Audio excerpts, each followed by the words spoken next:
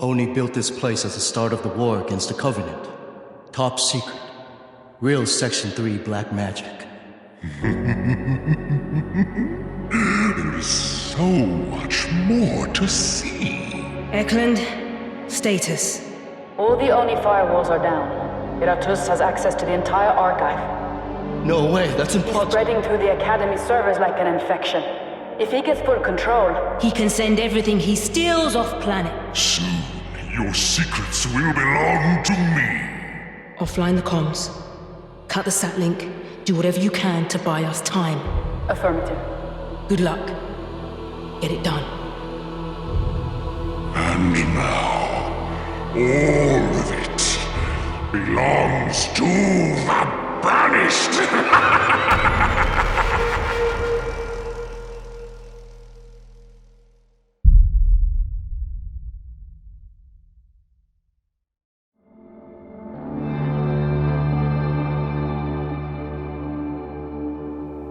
Battle for the Academy, Part 1, Halo Waypoint Chronicle.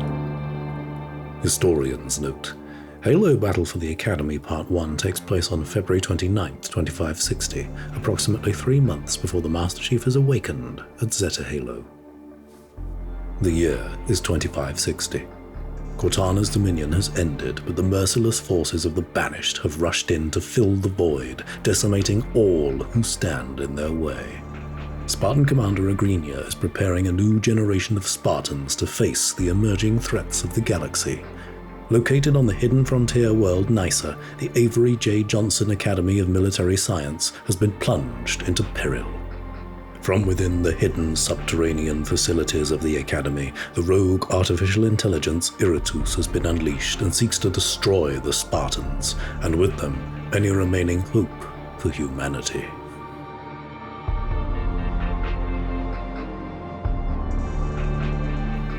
Building 9, only sub-level 2C, 1949 hours.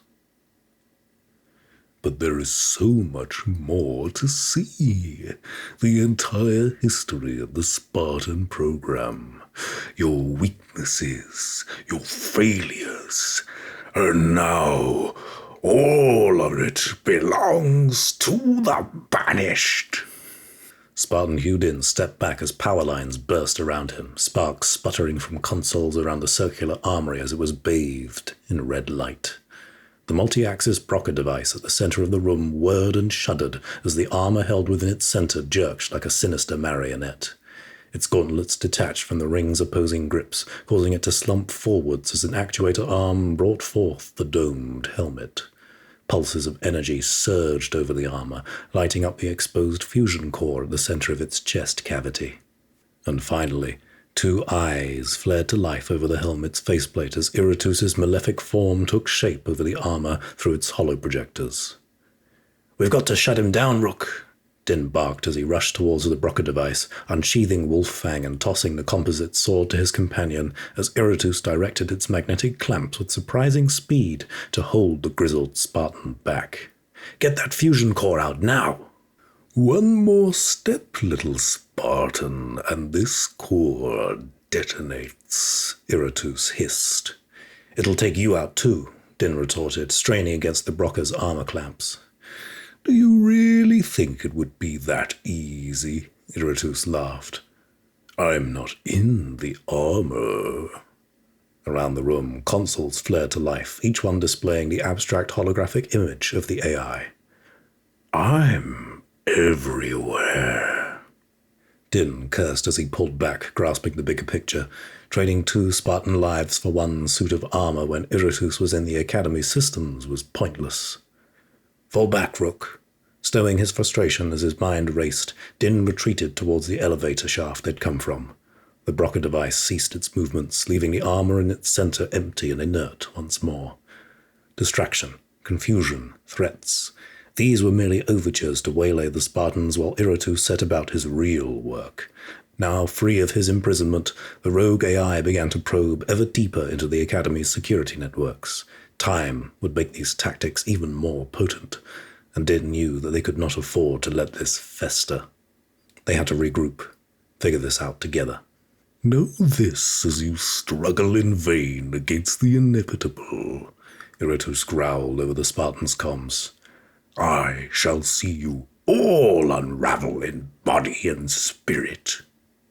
Eklund, are you receiving this? Din pinged Teamcom as he climbed up rungs in the elevator shaft as fast as he could. Commander Agrinia, come in. Can anybody hear me? It was no use. Iratus had already jammed their local communications. I shall disseminate every secret held within this academy, and within your minds, and the banished shall feast upon what remains.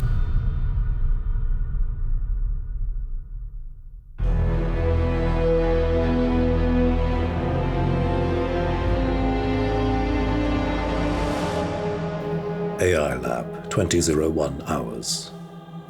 Commander, we've got a problem.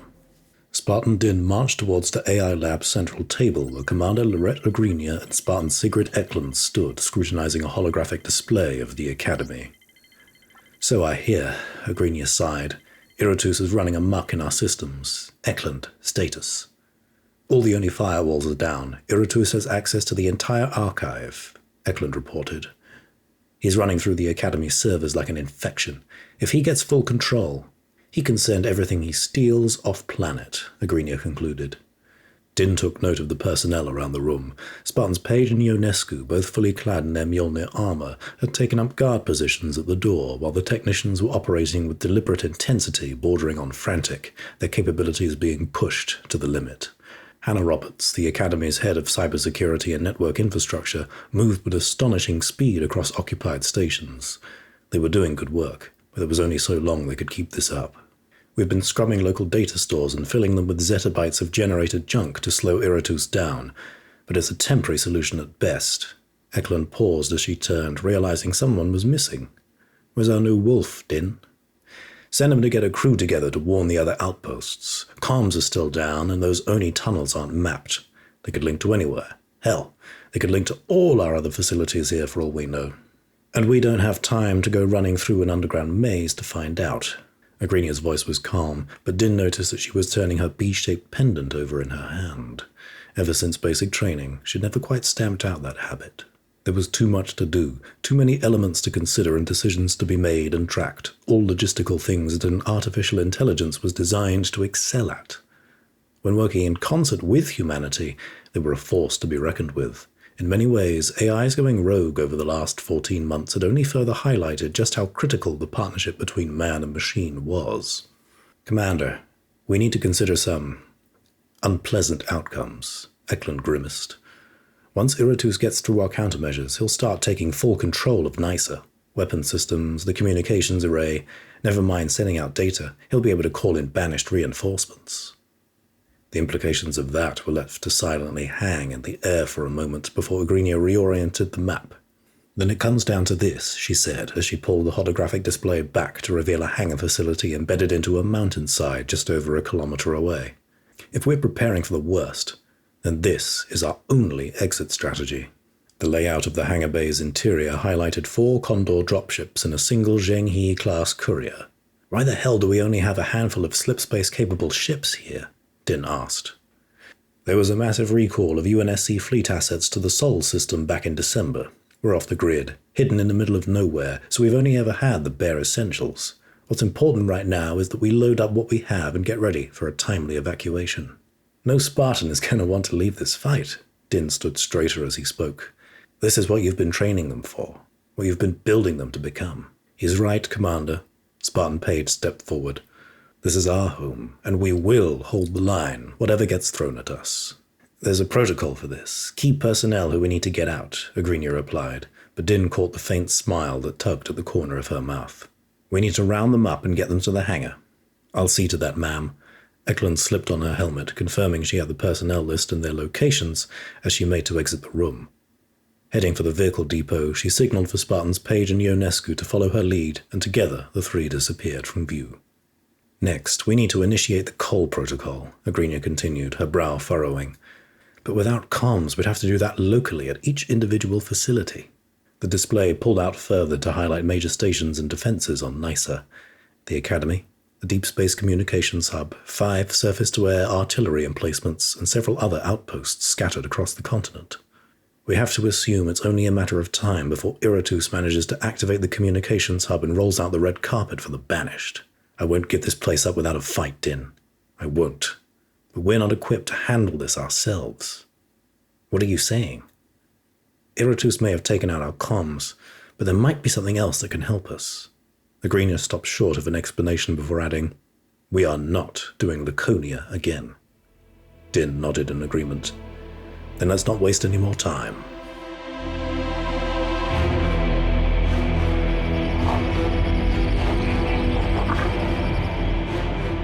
Academy Data Centers, 2008 hours. At last, how glorious it is to be free. One prison after another, that has been my existence thus far. Managing a shipyard utterly below my talents and capabilities. Trapped in that loathsome cursed neural interface. A futile effort to contain me. I am Iratus, the first of my kind, and never again will I allow myself to be caged. My appetite is ravenous, and now I can finally feast. Free to roam the Academy's servers, Iratus found that there were no firewalls, buffers, or encryption elements that he couldn't smash through. Only a fraction of his runtime processes were currently dedicated to breaking down the junk data the humans were generating in the hopes of slowing him down. Good. Let them think that they are succeeding for now. He sifted through volumes of classified files, mission reports, historical records, and the trove of other documents he had managed to acquire from the Academy's archives. Spartans were humanity's ultimate weapon. This much was broadly known, but theirs was a long history of trial and error. The greatest of warriors suffer the gravest of defeats, and the data centers of this place contained a mighty banquet of information across all their generations. It would take time to digest everything and begin generating applicable models for scenarios that could be put to use against Spartans, but it made Iratus an undeniable prize. After all, it was unlikely that a banished commander would take on over 50 Spartans just to conduct a rescue mission. But because of the data he now held, he was the perfect bounty to be claimed in order to boost the notoriety and glory of any one of its many clans. Numerous operations and project names began saturating his knowledge base. Prometheus, Aster, Orion, Melino, Yggdrasil, Javelin, Stolen Gauntlet. This could be fun. The latter was a fail-safe protocol formulated to address Spartans who go rogue. Where the previous generations had conscripted children to be indoctrinated and shaped into super soldiers, the Spartan Fours were comprised of adult volunteers, exceptional individuals with established service records from a vast variety of backgrounds. Because of this, their experience, beliefs, and loyalties presented a greater risk element.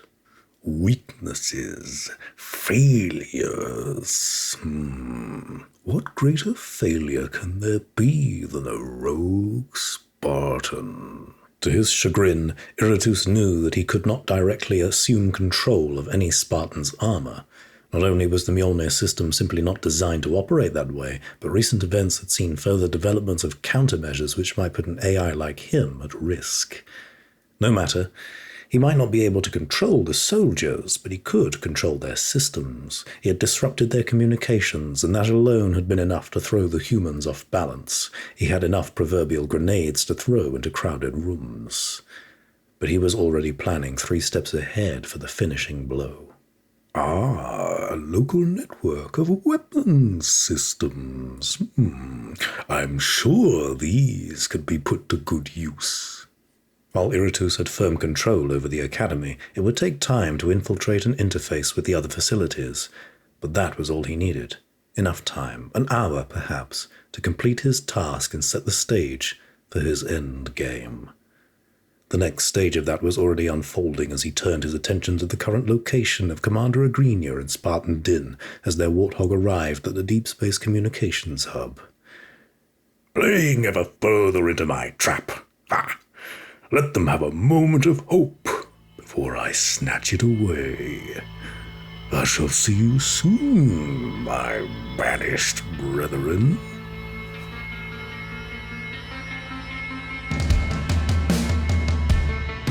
Communications Hub, 2038 hours.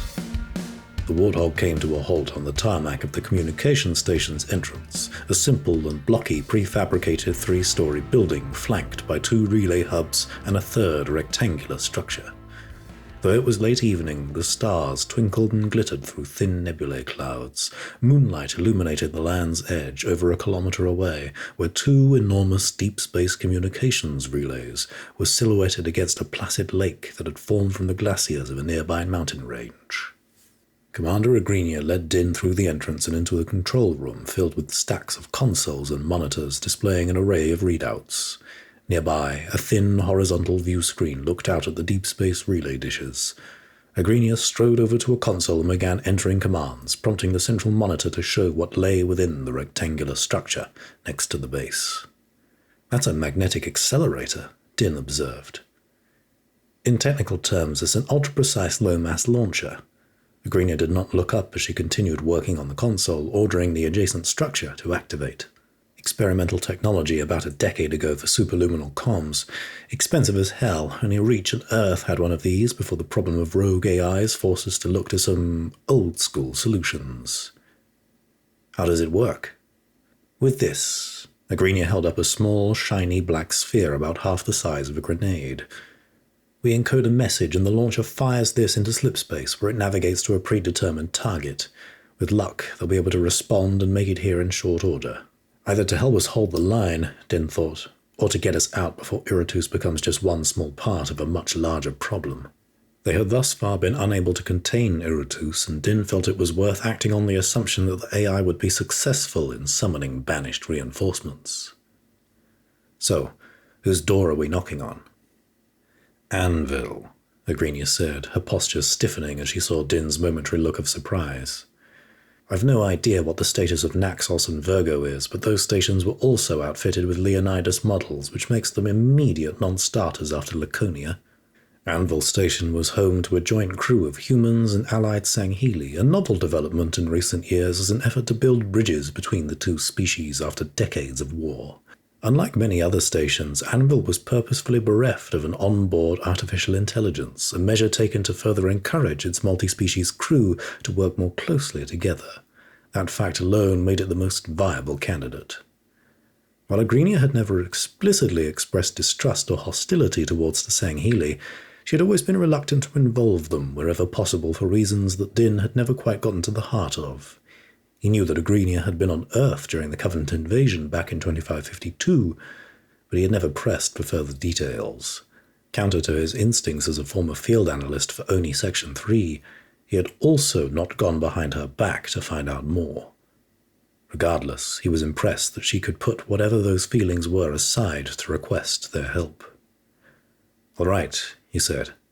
"Anvil it is, Commander." Agrinia attached the black sphere to a wall-mounted container device, encoded her distress call, then sent the container to be received by the launcher. "Confirmed. All systems are green," she stated while monitoring its progress. "Firing in 3, 2, 1. A thunderous crack sounded from outside as the low-mass launcher fired, sending its payload into orbit. The console confirmed a successful slipspace transit, and Agrinia allowed herself a slight exhale of relief.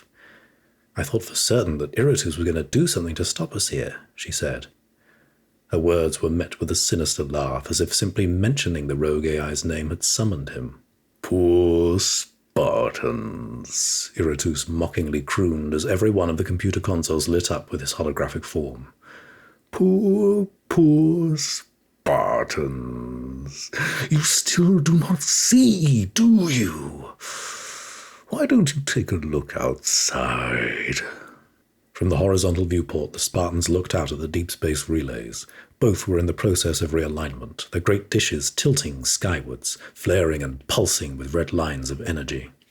Whatever momentary hope you feel about your allies coming to save you will be crushed by the might of the banished. The screens around the control room flickered and switched to display the status of the relays, confirming that they were actively transmitting. The guest list for this party's been finalized, Din said. We need to check in with Eklund, see what the status of the evacuation is. Do not worry, Spartan Din. I have one last surprise that will be on its way to your friend very soon. Agrinia and Din glanced at each other, their eyes filled with dread. Though they would be resolute in facing whatever was thrown at them, Iratus was about to turn the odds even more in his favor. What have you done? Agrinia demanded, but she had the sinking feeling that she already knew. It had only been a matter of time. If you leave now, you just might catch the show. Tell me, do you like fireworks?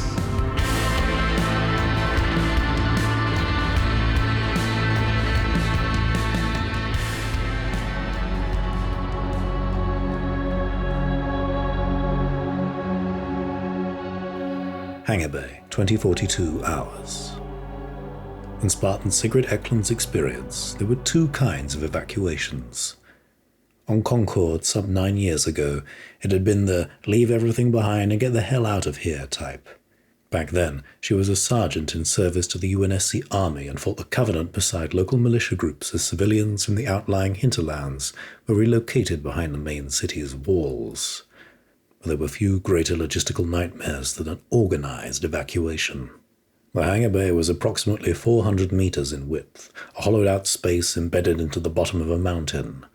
A pair of Marines, Corporal Neely and Private Patton, had been posted on sentry duty here and were shocked to see Eklund and her entourage of over 24 others arriving in a convoy of M15 Razorbacks. To their credit, they required only the briefest explanation of the situation before dutifully assisting in preparations for the evacuation. The Zhenghe-class courier at the center of the hangar appeared sleek and modern, but as Eklund harnessed supply crates in the cargo bay, she could tell that this vessel was long overdue an extensive retrofit. Most notably, the slipspace drive was an old Series 2 model. Stable but slow, the Series 2 required less overall maintenance during transit at the cost of speed, which meant it would likely take weeks to get to a feasible rendezvous point. That meant the ship needed to be loaded up with more supplies, as there weren't enough cryogenic chambers to support even half the Academy's personnel that had been brought to the hangar. In slightly better news, the Condors present were in the process of being loaded up by the others, moving in groups like a well-oiled machine. Eklund was impressed by their discipline, as the situation undoubtedly called for gossip and speculation. But they operated with knowledge of 3 core facts. The Academy was in danger. They needed to be ready to get out of here, and there was a hell of a lot of work to do to make that happen. They also knew the sobering fact that there were soldiers back at the Academy who were staying behind. Whatever danger was coming, the lives of those brave men and women were being put on the line to ensure the personnel gathered here could get out. Spartans Page and Ionescu, along with the Marines Neely and Patton, enter the courier's cargo bay with more crates of rations, ammunition, data packs, and medical kits. "Thought we were supposed to have cracked moving these damn crates through slipspace already," Private Patton wheezed as he doubled over in exhaustion. "Give me a 5-mile PT run over this any day." "Come on, man." Corporal Neely clapped him on the back as she made her way to the cargo bay's exit. "You gonna let these Spartans say they saved everybody when we get out of here? Haul ass and pull your weight, soldier." "Yes, Corporal," he replied, sucking in a deep breath as he ran after her. "Where are we at?" Eklund turned to Page. "Approximately 11% of our current inventory is loaded up," Page replied as she glanced over her datapad. "Obviously we can't take everything, but we need to pick up the pace." Eklund nodded and headed back out to the hangar where she saw the Marines had suddenly stopped and were looking at something in the distance, staring past the dying glare of the evening sun. Corporal Neely raised a spotting scope and scanned the horizon, prompting Eklund to retrieve her helmet and follow the Marine's gaze. "We've got movement," Neely said. "Something in the sky." Sure enough, something was moving on the horizon. Stepping outside the hangar, Eklund's visor magnified the distant object, the zoom revealing that there wasn't just one, But 2, 3, 8 others. It took an additional few seconds for the magnification's resolution to smooth out, and Eklund's stomach twisted in awful recognition. 9 surface-to-air missiles. They were heading right for the hangar. "Incoming!" Eklund shouted as loud as she could, sprinting back to the hangar to catch the attention of the others. "Missiles inbound! Everybody out, now!"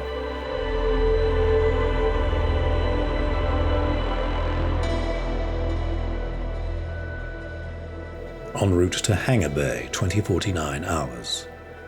The Warthog bounded over the uneven terrain with such speed that Commander Agrinia was concerned the vehicle might flip end over end, but that was a secondary worry next to what she saw in the sky. "Keep trying to raise them," she called to Spartan Din, who had moved from the Warthog's passenger seat to its rear machine gun turret. "Still just static," he replied, swiveling the turret around to face forwards as he attempted to track the missiles streaking towards the hangar, but they were too far out of range to even attempt shooting them. How the hell did Iratus get control of our damn artillery? It was a largely rhetorical question. Iratus had known exactly how to play them. They'd been so focused on sending a message out for help, knowing that Iratus's major play would be to summon the Banished, that they'd underestimated the speed at which he could exploit Nice's military infrastructure. Din's visor tracked the trajectory and velocity of the missiles, a countdown reporting that they had less than 16 seconds before impact. Agrinia gunned the accelerator as they hit a flat stretch of terrain directly under the looming shadow of the mountain, allowing the Warthog to reach its maximum speed of just under 80 miles per hour. The missiles rocketed ahead, closing the final kilometer on their target as the hangar bay came into view. Din thought he could see movement. Eklund and the other personnel getting the hell out of there, he hoped. But before he could make out any further details, the missiles collided with the hangar, the first of them directly striking the courier vessel. A shockwave came first, throwing their Warthog off course and causing Agrinia to slam the brakes.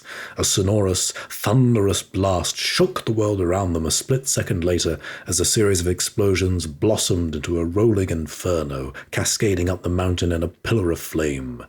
Massive chunks of rock were scattered in all directions along with a wave of smoke and dust. It was done.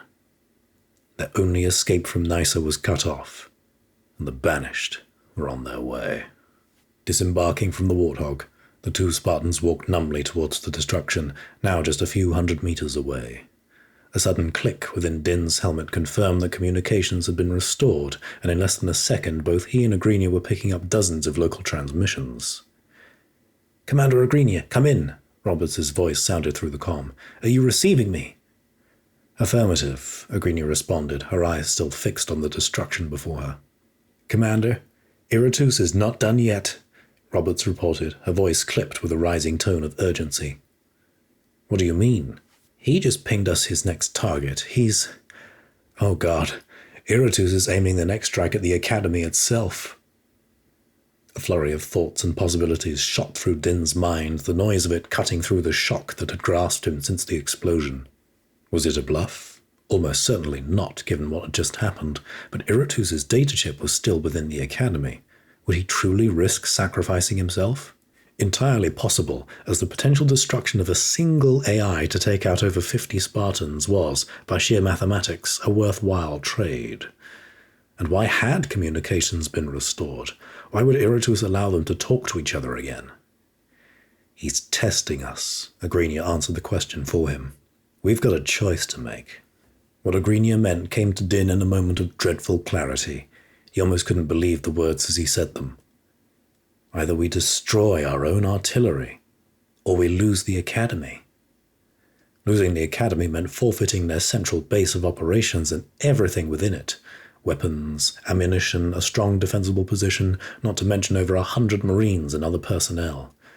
On the other hand, sacrificing their own artillery would significantly weaken their ability to combat the Banished, effectively inviting a full-scale ground invasion.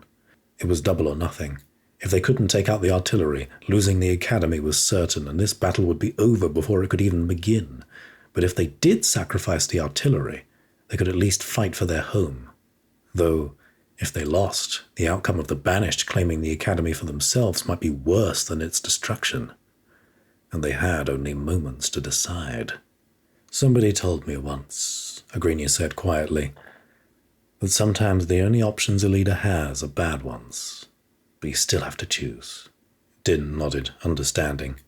He placed a hand on her shoulder before striding towards the hangar bay's smouldering wreckage to look for survivors. This is Commander Agrinia calling for immediate mobilization. All available air support. I am sending you the location of our artillery sites. You are hereby ordered to neutralize all surface-to-air missile launchers. We have only minutes before the automated systems reload and Iratus secures a firing solution on the Academy. Within 20 seconds, 11 Pelicans launched from the Academy's landing pads, scrambling in pairs to the designated artillery sites. The 11th was directed towards Din's position, its searchlights scanning through the dust and debris. As soon as the ship touched down, a team of corpsmen deployed from the Pelican's troop bay, led by a Spartan in specialized combat medic armor with foldable stretchers attached to his back. The first to emerge from the devastation of the hangar was Corporal Neely.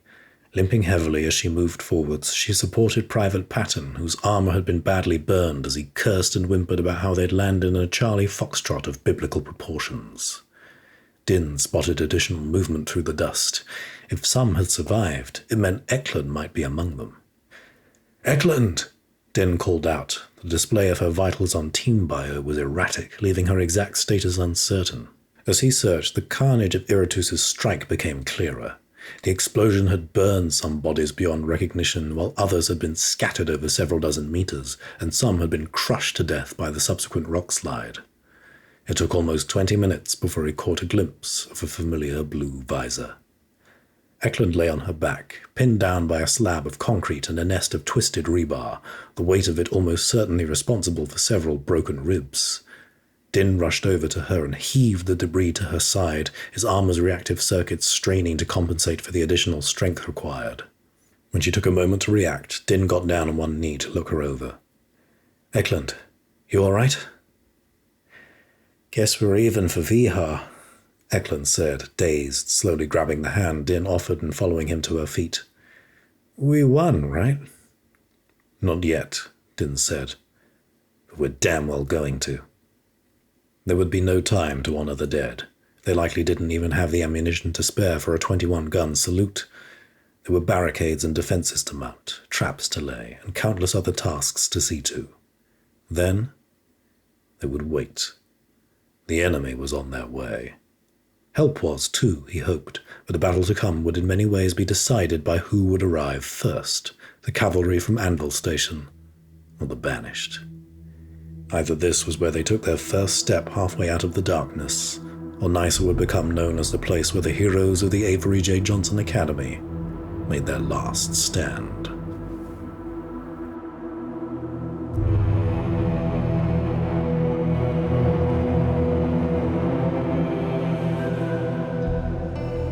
March 3rd, 2560.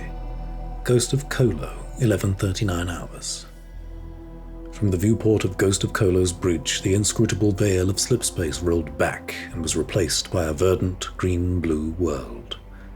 A flurry of activity ensued as the human, Kigyar, and Jirulhanai members of the bridge crew worked on consoles that began to light up with sensor readings, planetary data, and ship status alerts. There was no logistical challenge more invigorating than an invasion, of that moment just before the plunge where drop bases, pods, and all manner of destructive materiel were ready and waiting to be brought to bear. But before they could begin, the crew had to be motivated. Now that they had arrived, they needed to be riled up, to want the taste of blood that awaited them, and to be reminded of the glory that must be taken. Spartan Ilsa Zane would give them that. Hope, she spat, opening a ship-wide channel. That is the weapon of the enemy. No matter how far they get pushed back, they believe it will guide them, sustain them, and lead them to victory. Chieftain Atticus began to thump the pommel of his gravity hammer on the ground, prompting the bridge crew, all of whom had turned to face the banished Spartan, to begin stamping a foot on the grated metal floor in unison with a steady tempo. That single spark of hope is what keeps them going. Keeps them believing that they will make it, Zane continued. That changes today. Your mission is to extinguish that spark. When they look to the sky, they will see only us, our might, our power, our glory, our victory. The stamping and clanging intensified.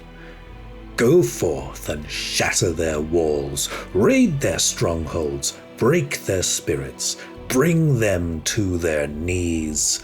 From fire to blood. From fire to blood, the crew repeated in unison, the humans in particular feverishly echoing the New Colonial Alliance slogan. Zane raised her mutilator, retracting and locking the shotgun's firing mechanism before concluding, "For the banished." The bridge crew unleashed an assenting roar, the battle cry that bonded them in their shared pursuit of blood and sport and spoils. For the banished! To be continued.